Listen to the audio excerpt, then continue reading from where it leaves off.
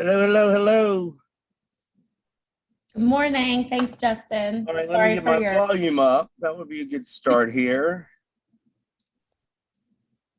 so And, sorry for your crazy morning, but we appreciate you being here. well, it is my pleasure to be here, guys, and I do apologize for being late. I just drove a 45-foot RV through crazy back roads to find internet because the site that I was at had internet, except we had a huge storm last night, so we lost it. So I apologize. So I had planned on being ready about an hour early, and unfortunately, this just slowed us down a little bit. So I'm going to jump right into this and just talk real quickly about what we're going to do today. And I like interaction with you guys, so I like to have your input. Everything I say today is my opinion, and you may do something different than the way I do it. You may do it better. If I say something that you do and I say something negative about it, it's not against you. So if there's anything that you'd like to, bring up after the meeting, if I do, unfortunately, say something, let me know and we'll do that. So I'm going to go into my docs and pull up some things because I want to be able to share. Well, I have sharing ability.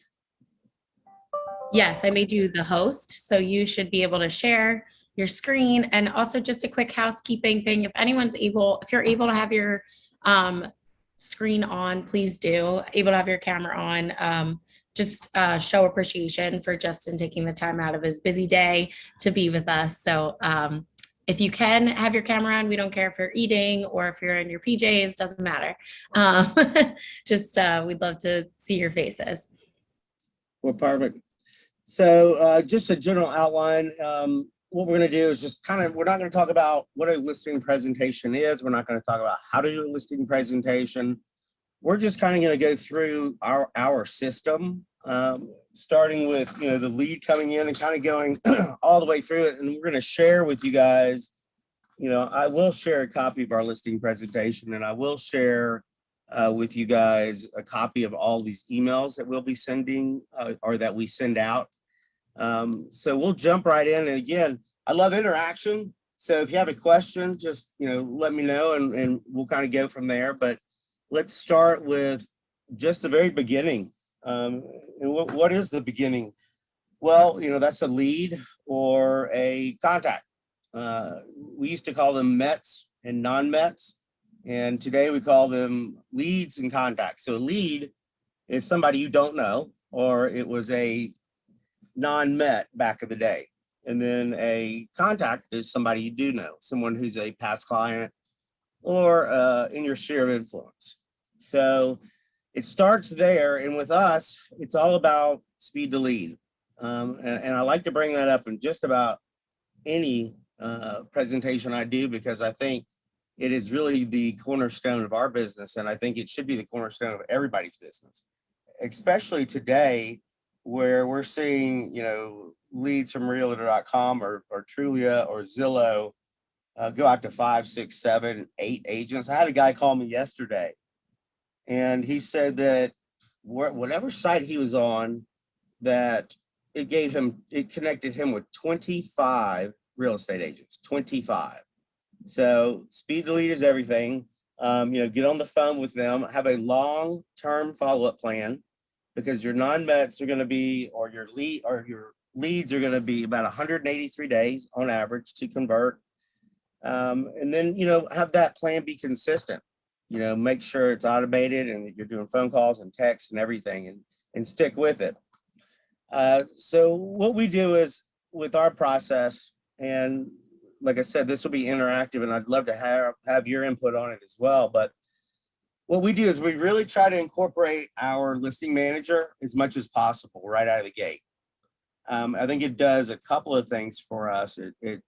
It shows that we've got our team well designed, well put together. We've got support, and that there's going to be more than just the agent actually working with them.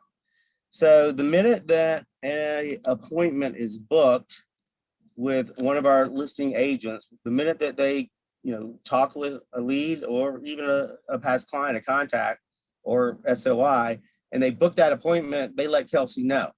All right. And then Kelsey, she's our listing manager, so you'll hear a lot about her today. Kelsey immediately sends out an email, and let me pull that up real quick so I can show you. This is the first one that I want to show you guys. So it is our pre-appointment email. So share screen, pre-appointment email. That's it right there. We just want this one. How's that look? Can you guys see that? Give me a head nod if you can see it. Yeah, perfect. Yeah. Thumbs up. Can see it, yeah. Thumbs up are good too. I like that. All right, so this is the first email that goes out, and I think it's important that we send this out. And she just says, my name's Kesley Thompson, and I'm the listing manager here. And she always says for the agent's name, so it always kind of sets the agent up. So I think that's important. It doesn't matter which agent. Kelsey seems to be the listing manager for that agent, so it already sets him or her up on a pedestal. She goes ahead and confirms the appointment with a date and time. So she goes ahead and sends that as well. And then she sends a copy of a link that has some of our 5-star reviews on it. And each agent has their own group of reviews. So we do specifically make sure that we send those reviews for that agent when she does this email. She goes on to say, that she works throughout the process. So we're kind of setting expectations that you will be hearing from her, that she will be engaged and part of this. And then after that, she's going to send an email when it's done. Now this email goes out, this first one will go out, and I'll share this with Chris, guys, or I can share it with somebody who wants me to share it with that can get it to everybody if you want a copy of this. This is the first email right here that goes out. Now, in the event that the appointment is not soon, maybe not in a day or two, but maybe in a couple of days, there's another email that goes out, and it goes out from her as well. And it says about the same thing. It just says, she confirms the appointment. Now, in both of these emails, guys, she's sending our listing presentation. And it's key that we send that up front, and I'll get into that in a little bit. But the basic plan we have is we don't want to go there and talk about ourselves for an hour and a half. So we actually ask them to review that plan before we get there. And I used to actually confirm it. And if they had not reviewed it, then I would try to reschedule the appointment. Now, in today's market, if you get a listing appointment, you just go, right? So we don't have that luxury like we used to in the past. So she's going to send the presentation with both emails and then confirm it. I'm confirming your appointment Monday at 4 o'clock with Justin, and she copies me on every email. Now, one of the cool things that I think we do, and it's really we've gotten a lot of really great feedback from it, is the minute I walk out of that listing appointment, and before I back my car out of the driveway or put my car in drive, I text Kelsey and I just say, listing appointment done. And then I'll try to give her like something. I'll give you an example. The last couple that I actually went on a listing appointment for they were moving to Virginia, and they were retiring, and they were moving near their grandkids. And so all I said was listing appointment done, Virginia, to be near grandkids. And before I even got going in the car, Kelsey, if it's during business hours, Kelsey has sent an email to them. And it says, I heard you just finished up with Justin. And literally, I'm probably still in the driveway. We really are looking forward to helping you get to Virginia to be closer to your grandkids. Just as a reminder, I want to let you know, and that's kind of this one here. So, as a reminder, if you need anything, let me know. So that one goes a long ways for us because we get a lot of wows, and it already sets, it really helps ingrain Kelsey into the process. And it really helps them understand that she is going to be part of the process from start to finish. So now prior to that, I'm going to go to my email and show you something that I sent out. Because I don't see that email in here. Not new email. Stop that. Oh, wrong one. There we go. Search. So I want to show you guys kind of like what we send out as far as here, let me make this big. So prior to the appointment, let me make it bigger. And I can get you guys a copy of this too. This is what we send out as far as the email that goes out to them. And so this comes from the agent. And this is just confirming the appointment. The big feedback we've gotten on this email is the structure. And the structure of the meeting really came from COVID and people like being really weary about people being in their houses. So we put together this, and it's, a 5 to 10 minute quick tour with you and whatever decision makers exist on this property. We make sure that all decision makers are there. And then we leave out a couple of key points in our listing presentation.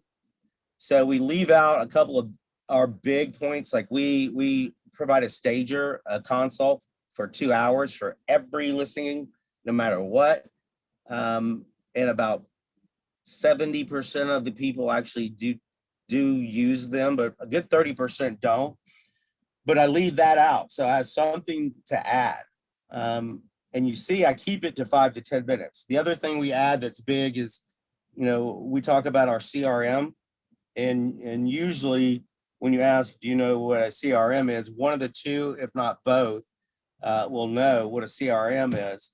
And you go through and you explain that to them, and basically just say, what it is. And I tell them we run real estate like a business, and so I share with them that we have a database of buyers that we actually go after. We don't just put a sign in the yard. We actually are going to go after those buyers.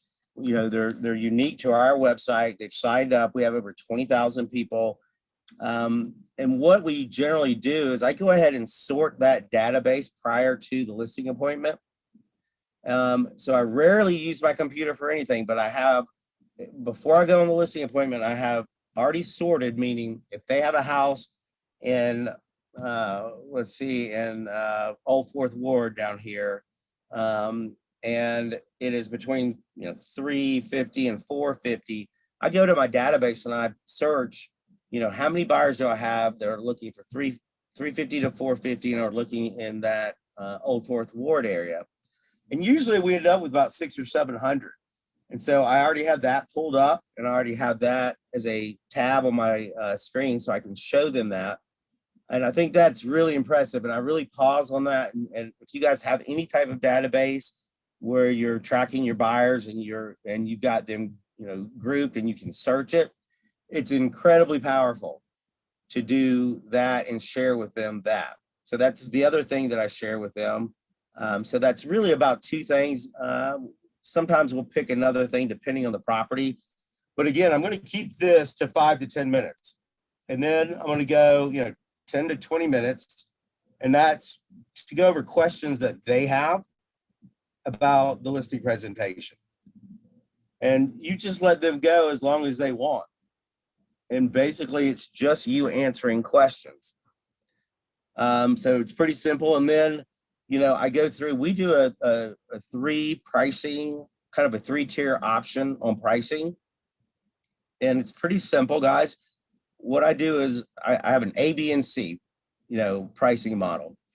And I tell people, I said, A is if you had a tree in your backyard that grew money, and you would do anything I asked you to do to get the house prepared to go to market. And I'll scroll down here. There's a few more things in this, that will go. And then I say B, we're going to come back to B. C is if you told me to put a sign in the yard tomorrow and you were going to do nothing to it, then I'm going to give you a price range on that. And then B is kind of where we generally fall, guys. And what I tell people is what we're going to do is look at the, the things that we could do to the property that's going to give you the biggest return. So we could spend 30 grand to get you 40 grand, but that's a pretty high risk. I'd rather spend 5 grand or 3 grand to get you 15 or 20. So we're not going to do everything. We generally give them that kind of middle row and let them pick. And I would say about, no one's ever had a money tree. I don't know why. I kind of, I'm waiting on that, but most of the time, about 90% of the time, it's that plan B. And then we do have people that say, put a sign in the yard, going through a divorce or a death in the family or something like that. So that does happen. So then once we do that, once I do that, and I always set the stage, guys, that I will get back with them in 48 hours with a price. Now, why do I do that? Well, 2 reasons. One, I'm going to get back to them that day. So I'm going to exceed their expectations. 2, I want to have a reason to talk to them again. Now, I try to do that in person. With COVID, it got a little bit, off on that. But the way I set this up, guys, is I say, look, you're telling me about your house. I have been selling in this market, so I understand, but your description and my interpretation can be very different. So I have like a 30,000 foot view of your house before I walk in the door, right? So it's quite possible that I'm going to need to go back and refine my search and refine my criteria to get a more exact price. So at the listing presentation, I'm going to, or our first consultation meeting, I'm going to give you a general idea of a price range.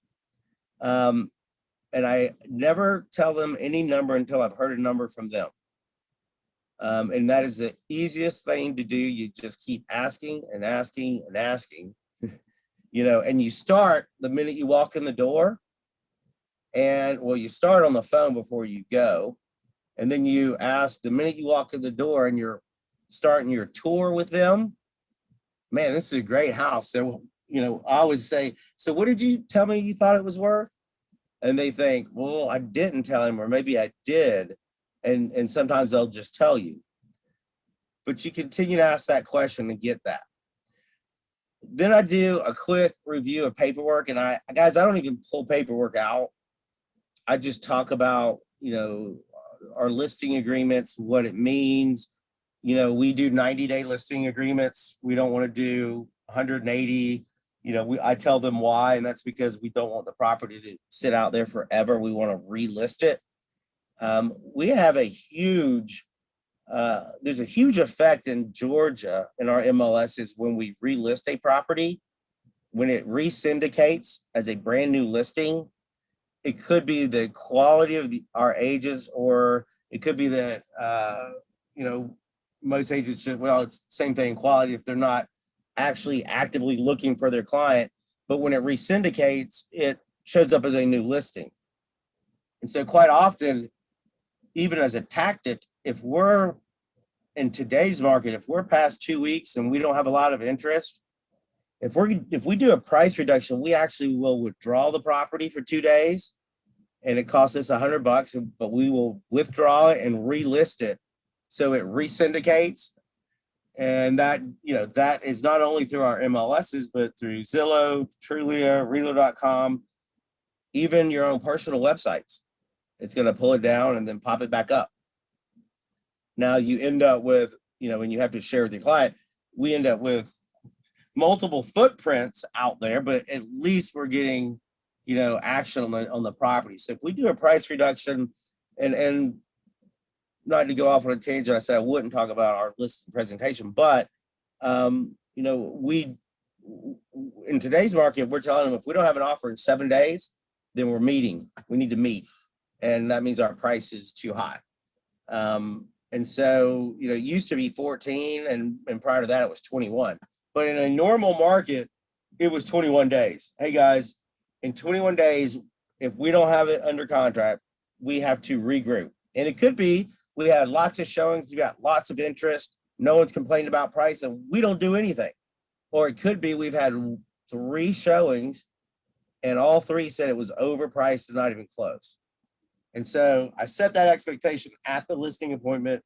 That way, 21 days later, 14 days or 7 days, whatever you pick, you're calling them and going, hey, it's time to have that conversation. Because I promise you, a lot of you probably know this, it's so easy for them to agree to it when they're listing the property than to come back in and you just hit them up 7 or 14 days later and asking for a price reduction. That's more difficult. So set that expectation. So then I say this, I say, I'm going to wrap this up and I'm going to run back to the office and finish pricing this, and I'll get it back to you within 48 hours. Do you mind if I have 5 minutes to walk the property alone? And I always want to walk the property alone because when I'm with them, I generally try not to write down things. But because of our 3-tier pricing, I need to know, and I need to be fairly accurate on the water damage that I saw, on the foundation cracks, on did it have this or did it have that. So I always ask, hey, do you mind if I just walk it real quick by myself? That way I can write those notes down. I found that if I'm walking with them and every time I see something bad, I write it down, it tends to start the meeting on the wrong foot. So I just don't even write anything down the first round, and I do it the second round.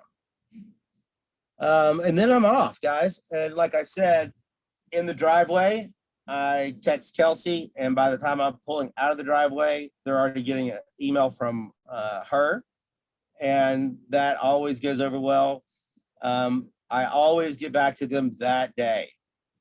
I mean, really, even if I knew the price at the meeting, I wouldn't tell them because I've set the expectation that it's going to be 14 days. I mean, it's 24 hours, so 48 hours, sorry. So I've set that expectation and I want to exceed it, by getting back to them quickly. In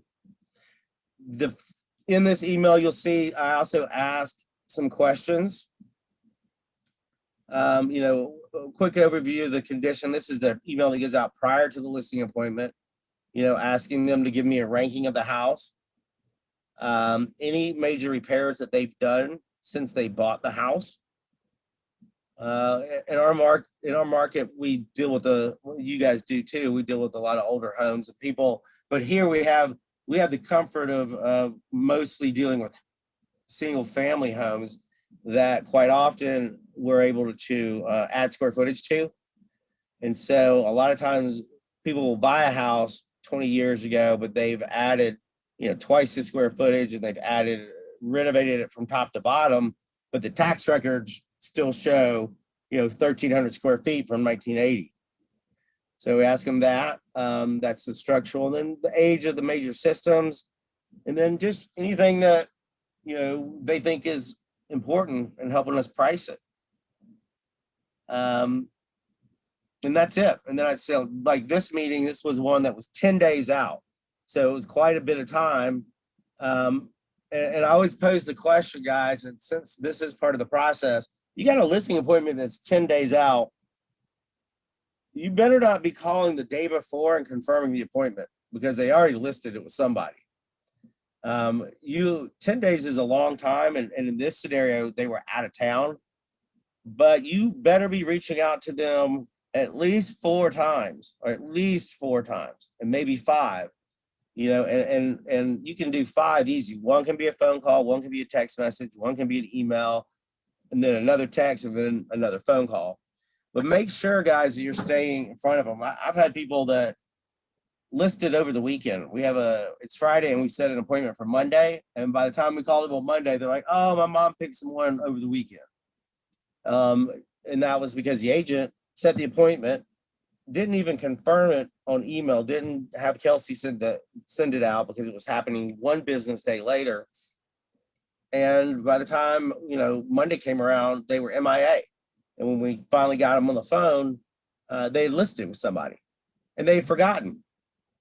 she was like, oh, I forgot that I set that appointment with you. You know, we met with like 5 other people and you were somebody I really wanted to talk with. So, you know, that's the scenario that you have to be willing to deal with, but make sure that you're reaching out to them and staying in front of them. All right, so that goes back to there. Let me stop sharing and go back to something. Here we go.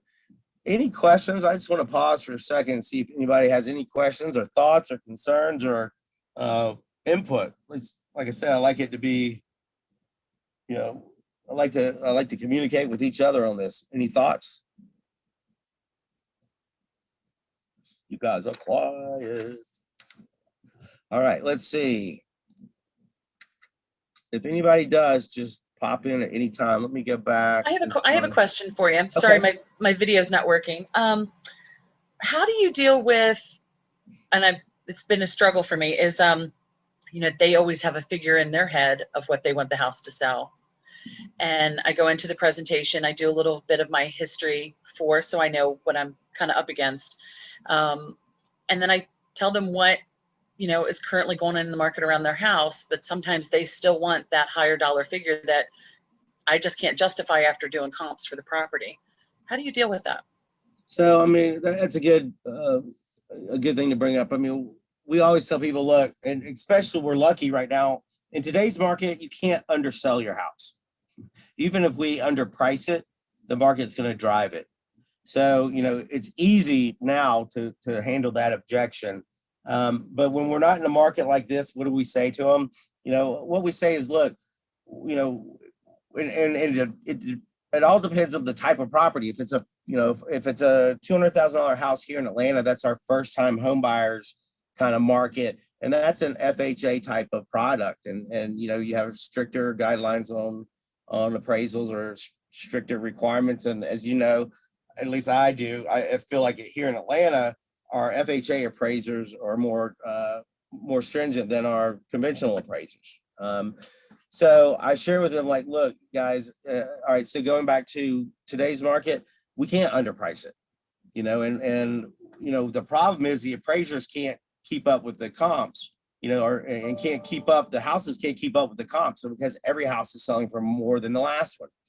So what we're seeing here is, I mean, most of our offers are going out with no contingencies.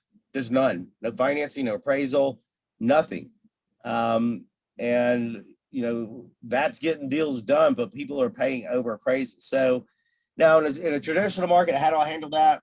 You know, I always say, look, you know, I'm your navigator through this process and you're the captain. So I'm going to tell you what I know and what I believe to be true. And I'm only going to tell you once, but I'm going to be very, not direct, like hostile, but I'm going to be direct with you. If you decide to, you know, if I say we need to turn the ship right and you turn it left and we hit the iceberg, you know, then I'll be giving you advice on what we do at that point. But pricing is one of the most important things to get right, guys. And if we overprice your property, then we are probably on the market for about 180 days, 6 months on average is what happens. You know, when I go right into stats, for us, it's about 180 days for overpricing, and it sells for about 12% less than had it been priced right the first time. So I go right into the stats, and I know the stats for that house before I go there, or that type of product. And then I leave it up to them, you know, and I say, you know, now tell me what you think. You know, do you want to go in and overprice it and end up here 6 months later? Will I take a listing that's overpriced? That's a really good question that I'll pose. Would you guys take a listing that's overpriced? Who we got out there? Andrew, who else? Nick? I would try to reason with them. I mean, I would gladly take the appointment and then I would show them facts and try to change their mind. Yeah.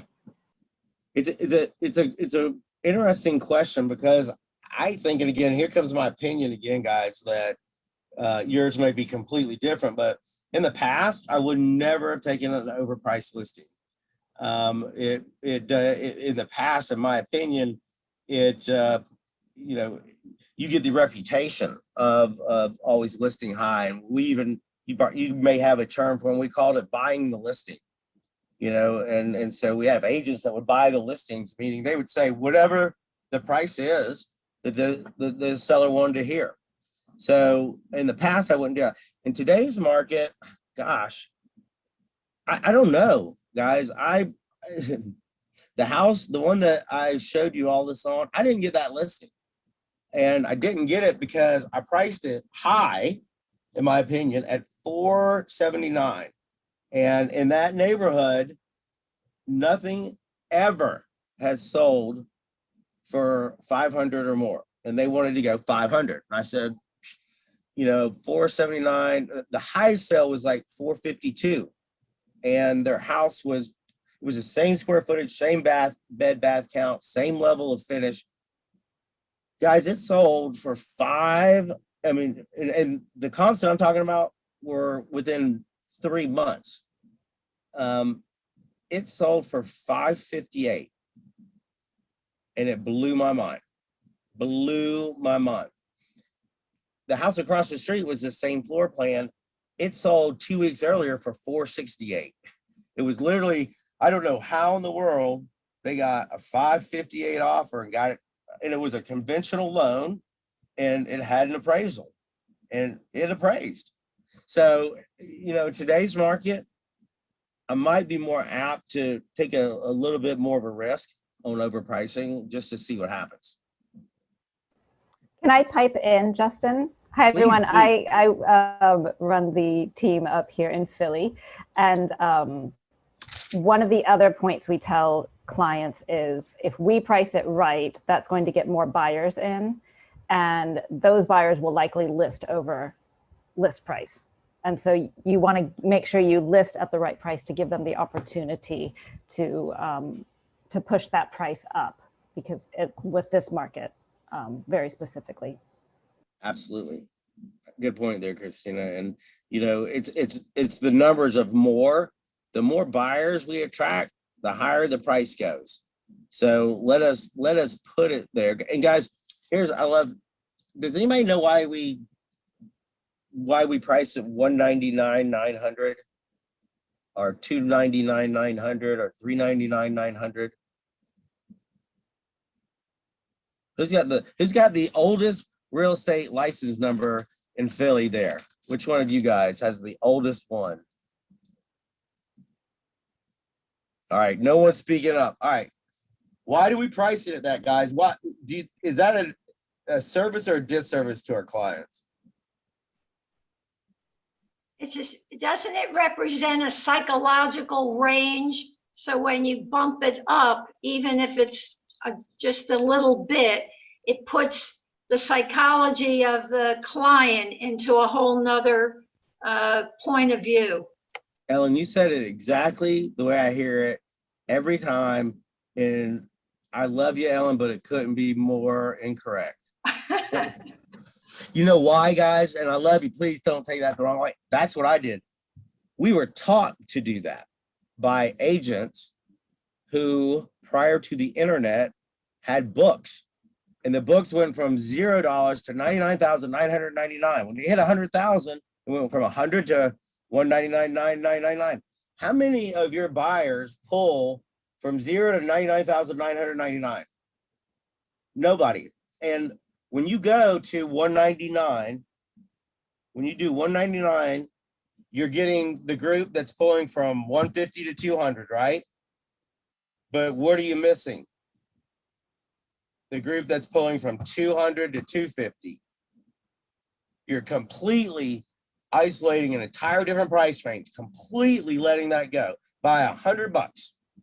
The psychological aspect, it's the Walmart roll it on back price thing. Yeah, totally get that.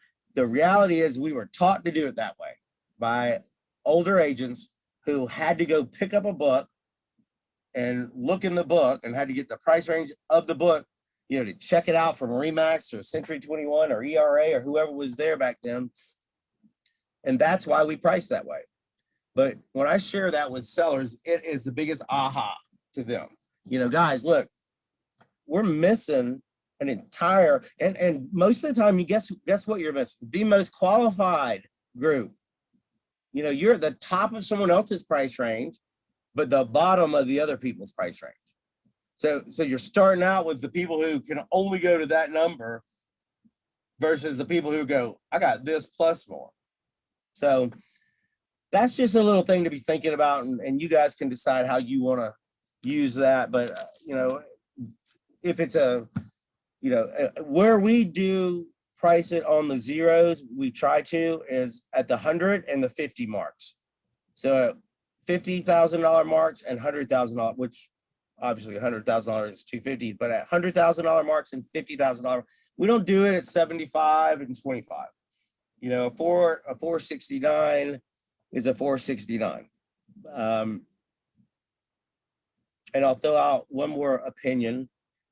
Please never price anything at 409 or 509 or if it's not unless it is just absolutely dead on 100% $409,000, price it at 400 to get you into both of those groups, you know, to get you into both buying pools. You almost double, if not more, your buying pool when you put them right at that number. We generally, if we do price drops, we will not drop it to anything with I try not to do 14s like a 514 or a 414.9, but definitely not a 509. It's, you know, look, if you want to go out at 525, I think it's high, and I think it's 500. We'll go 3 weeks, and then we're going to 500. We're not going to go to 514.9 or 509. We're going to get a 500 while we're still hot out of the gate to expose it to as many people as possible. All right, I'm going to jump back in here and see what else I have to share. Share screen. Let's see. All right, so this is so hard to navigate. All right, can you guys see this, or is it? It's not letting me move. I got to move this. Yes, top. we can see There it. we go. You can There we push it go. over a little bit. Yeah, there we go. Thank you. I had to move that one little bar. All right, so when they commit to listing with us, this email goes out. Again, that's, you know, the agent's in constant communication to get that commitment. So this just goes out from Kelsey. And this gets a little bit into, and I won't go too in depth because I want to finish a little early to see what questions or thoughts we have. But this is starting to get a little bit into what our listing manager does and her kind of job description. But I think it's important for you guys to see this. So, you know, she's going to do all the listing documents, disclosures. She does not do anything that would be considered practicing real estate, right? Each agent has forms that are pre-built. She sits down and pre-builds the forms with them. So their listing forms are pre-built. She can send that out and she can put a number in there that's not practicing real estate. And she can put a date in there and a name.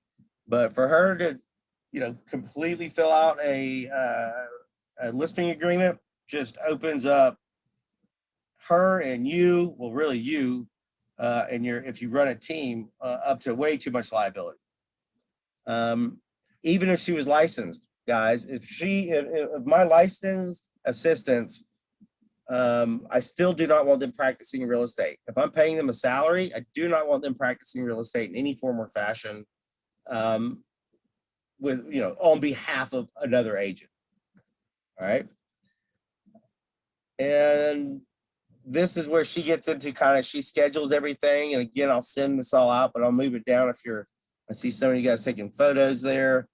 We talk about our photographer getting out. She's, you know, in charge of all of that. There's a link for the agent. Christina, is that going to be in the drive? Let me find that. Links. And I'll send this out too. This was something that maybe you guys haven't. I don't know. I haven't practiced real estate probably 8 or 9 years, and I got it back into it a little bit because we got low on listing agents and kind of needed that little push.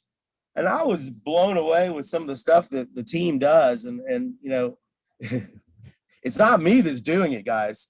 So, you know, I can brag about them, and I tell that to people. I can brag about them because it's them. They're the ones that have gotten this team to where it's at, not me. But like, this is a cool one right here. Hopefully it'll work. where, you know, the agent just clicks that link and, you know, Kelsey sends it out to them, and the agent just, you know, goes through this one by one and puts in all the stuff, and then it auto populates and it keeps going and going and going. It won't let me go past page one, but it auto populates all that stuff in multiple locations for our listing team. So we don't have this redundant manual input. You know, we don't end up having 3 people doing different things. Now, a lot of CRMs can kind of do this, but we take a lot of it off of our agent's plate. I don't know how many of you guys have teams or if you're just individual, but we try to do as much for our agents as we can. And this seems to be an easy way to get the information. Otherwise, as normal, they just won't do it. So that's a good link. Let me go back and see what other links I have. The listing checklist, we've kind of already hit on that, but let's look at this. This is the Trello. This one was the one she wasn't sure. Okay, so she wasn't sure if that one would work. Christina, if you could work on maybe figuring out if we can get one of those to work, or maybe she can send me one where I can do it, because I do not have a login there. And real quickly, guys, our listing presentation, or this is procedures. Again, I'm going to share all this with you guys. A lot of times people ask me why, and that's because I have 2 requirements. One, you know, it's mine to share, and I would respectfully ask that you use it, but don't share it. Let me share it. And then 2, the most important thing is when you make it better, you have to let me know how. And you will make it better in certain ways. So any of the things that you guys use and make better, just let me know. That's how it gets better and better for everybody. We keep sharing it back and forth. But this goes through Christina and the listing manager's roles and what they do. And again, I'm not going to go into detail on that. We can look through it at any point in time. You guys will have a copy of it. What else did we have? Go back. Okay, this is a smaller copy of, you know, our presentation that we send out. It's a PDF, and it is just fairly easy for them to click through it. We try to do big pictures. We try not to do too much wording. The areas that they're going to focus on, guys, are marketing. You know, so our marketing section does get slightly wordy, but that's where they want to know how you're going to sell it, right? They don't really care much about you or what you've done. That, you know, my brother's the only one that ever said anything about $1 billion in sales. And it was Mark Spain who he was talking about. He was like, I don't know, Justin, but if I didn't know you, I'd hire that Mark Spain. He's got a billboard that says he's sold over $1 billion in real estate. And this was back in 2013, prior to us hitting that mark. So, you know, they don't really care much about us. They really care about what you're going to do for them, how quickly you're going to get it done, and with the least amount of headaches, and how much money you're going to make them. So real quickly, again, we'll send this to you guys, but our marketing section is pretty extensive in this. And then we do just little one-offs on realtor.com, Zillow, Instagram, Facebook, Twitter. We'll talk a little bit about staging and photography. All that stuff's important. The concierge program at KW, and then pricing and why pricing is important. And then we throw our stats out there, and we try to do everything in graphs because we just want them to look at it. I will say this, in my 21, 22, 20, 94, 27 years of real estate. Is that right? Wow.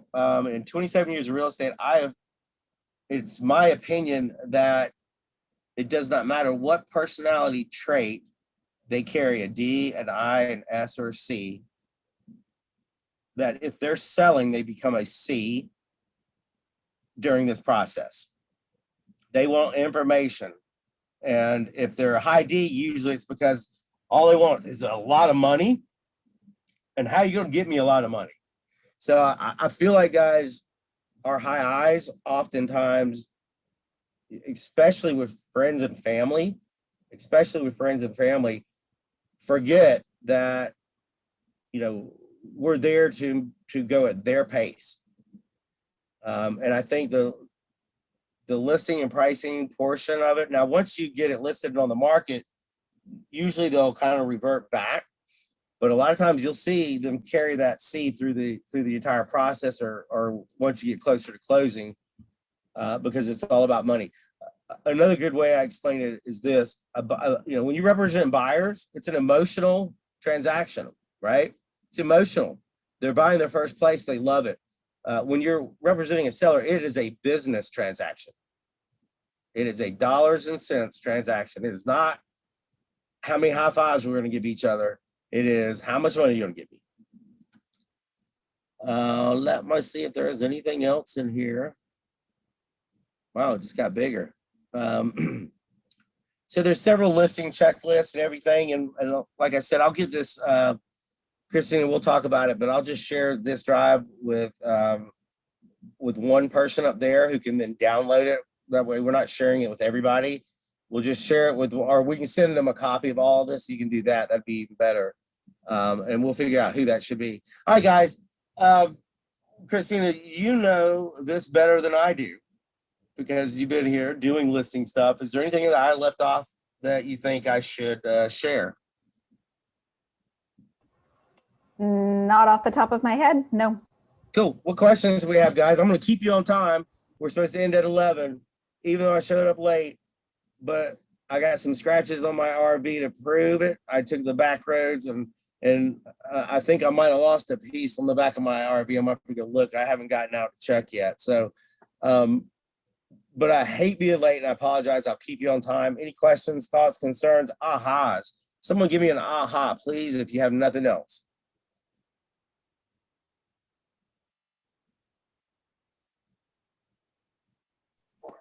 The 199 was my aha. Yeah, there you go. Yep. Hi, I'm sorry, I'm just putting my video now. I was driving, but I did have a question just overall how you deal with commission talk during your presentation. So, and that's a great, Philly, you guys are dealing with 5% and 6% commissions. And so, the way that we do it is we have a script, and our script is pretty clear and simple. And it's, when they ask about a reduction in commission, and each agent has their own twist to it, but I always go, it's a great question. The top agents in the market charge 7%. And we're one of the top 50 teams in the world for the #1 real estate company in the world. We charge 6%. So we've already given you a 1% reduction, and that's it. And then I don't stop. And I go, all right, so now let's talk about this. The minute you pause, that sends a signal for them to object, right? And when you're pricing a house, don't end the conversation with, I will say to people, if you want to price it at that, we can do that, but don't end it there. If you end it there, then they go, okay, price it at that. Or, if you don't feel like my services are of value and you don't want to pay that, you can let me know. You don't end it there. You end it with, however, my services are very valuable and worth every penny, and you will reap the rewards of working with me at this commission structure. I mean, Zach is here. Zach just had that happen last night, and he was able to overcome it. Zach did it in Philly. Yeah. Zach, are you up for sharing, or, no? Okay. Well, so Zach, do you want me to share what he said? Yeah, if you're part of the same one I'm talking about. Yeah, so he just 6%. said, like, look, we are, the client was trying to talk him down to 5, and he said, look, it's as important to bring in buyers as it is as buyers agents, and we want to bring in as many buyers agents as possible. And if we are offering 3%, we're going to get more of those agents in that are looking for that higher commission split, because we will have agents that look at that. That's exactly it. That's exactly what we do. And it's, hey, look, if we're going to be below par, then we're going to attract below par agents. And the more buyers, and the below par, the above par buyers don't work with below par agents. So that's who we want to attract. And in your market, you're in this transition and you're teeter-totting, and you guys need to get a hold of it if you can. We cannot across the board say we're price structuring our commissions. That's illegal, but it's either going to slide or not. You guys, I know you're an escrow state. We close, and our closing attorneys used to make 3% of the transaction. Ask your title guys. They used to make 3%. Now what do they make? Title insurance.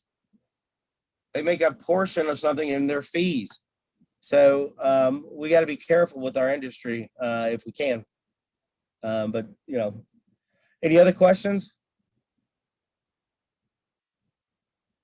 How about aha? Someone's got another aha. Come on.